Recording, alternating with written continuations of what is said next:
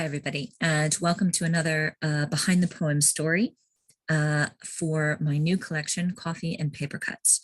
I hope you've enjoyed the stories that I told you before the book launch, before the Coffee and Paper Cuts book was out into the world. I'm going to continue telling the stories, hopefully give it a try to be it every Saturday.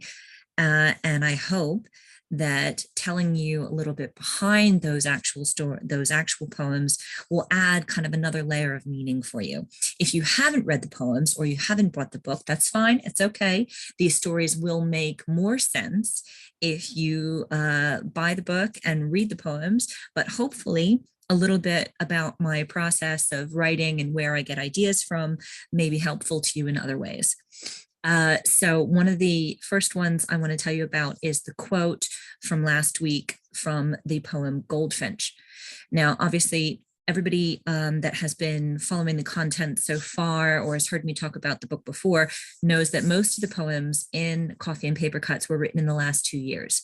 So a lot of the content and stories that I have to tell you will be very familiar to you because a lot of us experienced a lot of the same things during that time period.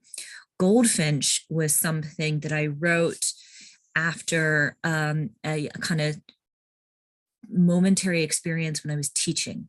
So obviously, when all the schools got shut down and we were all teaching remotely, I would sit at my desk and talk to my computer just like I'm talking to you now. There would be my students on the other end and me doing the whole video conferencing way of online teaching that we were doing. Oddly enough, we decided to do the poetry unit when we were doing online because it was much easier with more than one teacher teaching the students to be able to fit in and pick up and put down poetry.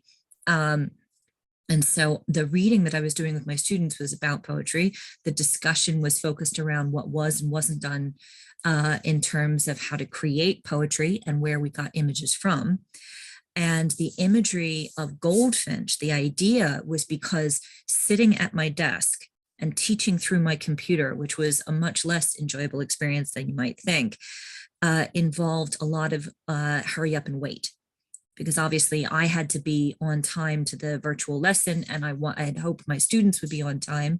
But in order to kind of keep the screen time down and to make sure that our students had a break between lessons, they weren't the normal length lessons. There was a 15-minute break between lessons.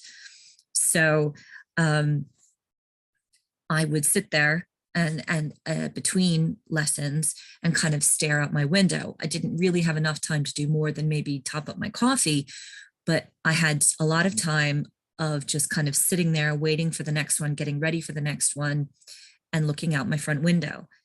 And like a lot of people, we all learned to kind of slow down because there was no other option. There's nowhere to go, nothing to do when you can't go anywhere and you can't be anywhere. And so Goldfinch, the poem, came out of sitting there waiting for my next lesson and having these really beautiful, colorful birds pop into my front garden and just kind of sit there in amongst the pebbles and the dandelions that I hadn't quite gotten around to getting rid of.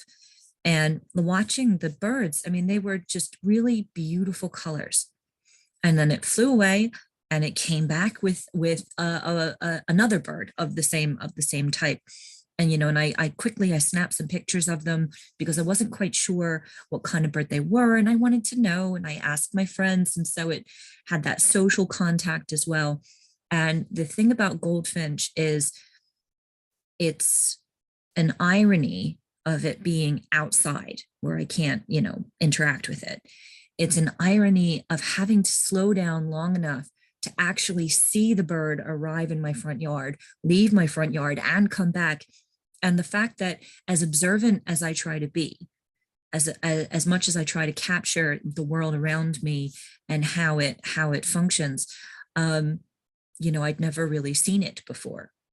There must have been times when I had birds come to my front yard before, but because I wasn't sitting at my desk, looking out my window and not doing anything, not actively being distracted by whatever it was I was doing at my desk, I saw them and they were beautiful. And so the question that I asked in the quote that I put up last week on Monday about, what did you see? What did you notice when you had to slow down, when there was no choice but to slow down? So feel free to comment anything on either this or the quote that I put up last Monday on, the slowdown, the feel of something you never would have noticed if you hadn't been forced to slow down and chill out during the whole lockdown bit. Some of those things that we noticed were good when we had to slow down, like the beautiful birds entering my front yard while I was teaching. And some of them were not so good, noticing things that you forget, or noticing bits of housework you have to clean up, or things that you forgot to do or see or take care of. Whatever you noticed, try to consider how it might be and how good it might be for you to keep on with it. Until then, I will talk to you again for another Behind the Poem story on the Poems from Coffee and Paper Cuts. Thank you.